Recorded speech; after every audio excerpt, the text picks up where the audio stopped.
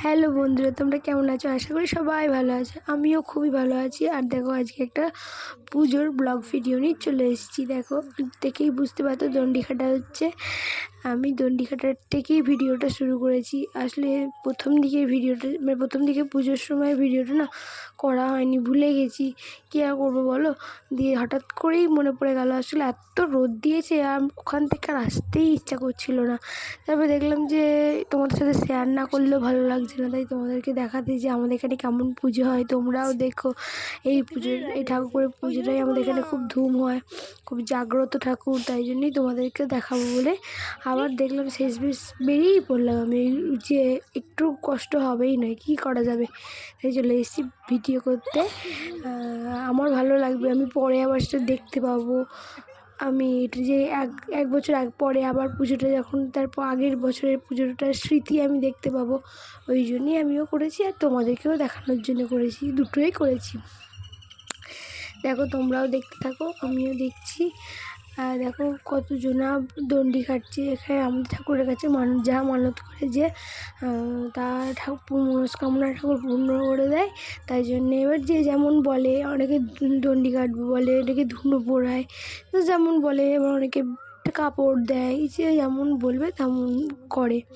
দেখতে থাকো, আমরাও দেখছি, বেশি কথা বলবো না।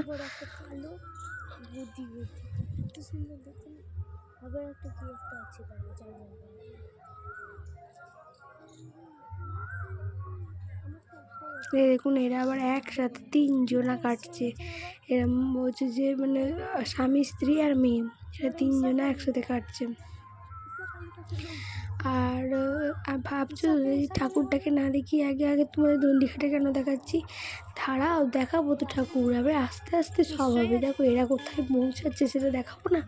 ওর জন্যেই আমি আগে ঠাকুরটাকে দেখাই। দেখো এরা যে কত দূর থেকে এগিয়ে যাচ্ছে। ওই দেখো ঠাকুরের জায়গাটা করা আছে, যে প্যান্ডেল দিয়ে ঘেরা আছে, ওইখানে এরা যাচ্ছে। তাও প্রথম যেখান থেকে শুরু করেছে সেখান থেকে আমার করা সম্ভব হয়নি। তাও মাঝ রাস্তা থেকেই করে আনলাম। দেখো অত দূর পর্যন্ত ওরা যাচ্ছে, আমরাও যাচ্ছি। চলো দেখাতে যে ঠাকুরটাকে। এবার দেখো কত লোক, তাও এর থেকেও বেশি লোক আসে। তা কিছুই আসেনি এখনও, দাঁড়াও এর পরে আরও আসবে মানুষ। এখন সব মানে দুপুরের দিকে পুজোটা হয়, তো তাই সবাইকার একটু টাইম, সবাই বাড়িতে কাজ থাকে, তো সেই কাজ বাজ সেরে আসতে টাইম লাগে।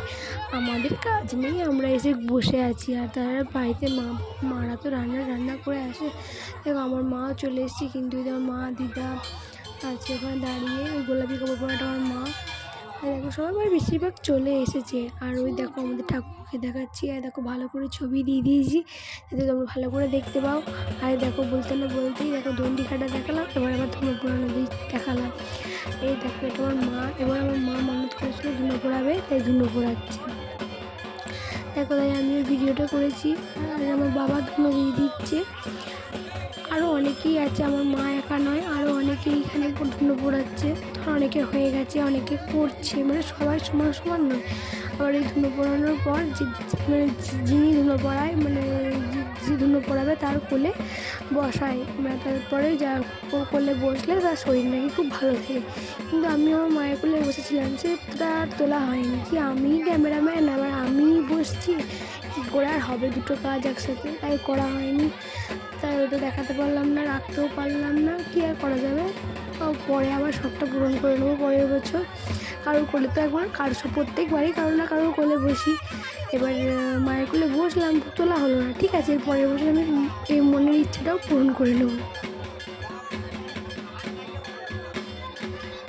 দেখো সামনেটা আমার বড় মা, এনার কোলেও আমি বসেছিলাম, কিন্তু কারোর কোলে ভিডিও তোলা আমার হয়নি। কিন্তু ওই দেখো ওই পাশের বৌদিটার কোলে সবাই বসছি, তাই আমার মনে পড়ে গেল।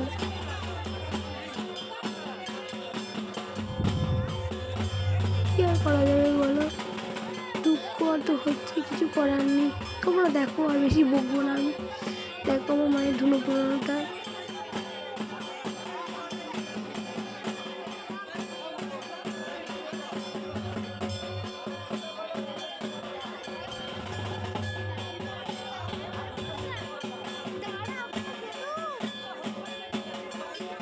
দেখো ধুলো পোড়ানো হয়ে গেল বলতে না বলতে।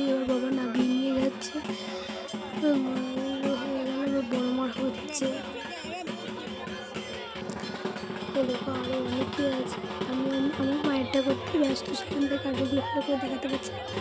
এবার সবাই ওগুলো করছি, এবার দেখে নাও অনেকে আছে এরকম, আমার মা একা নয়। দেখো আর পুজো হয়ে এসেছে, এবার আর শুধু হোম হবে। আর দেখো লাস্টে ক্লিপটা দেখে নাও, সবাই মিলে আনন্দ করছিলাম। আচ্ছা পরে আবার একটা ভিডিও নিয়ে আসি, টাটা বাই বাই।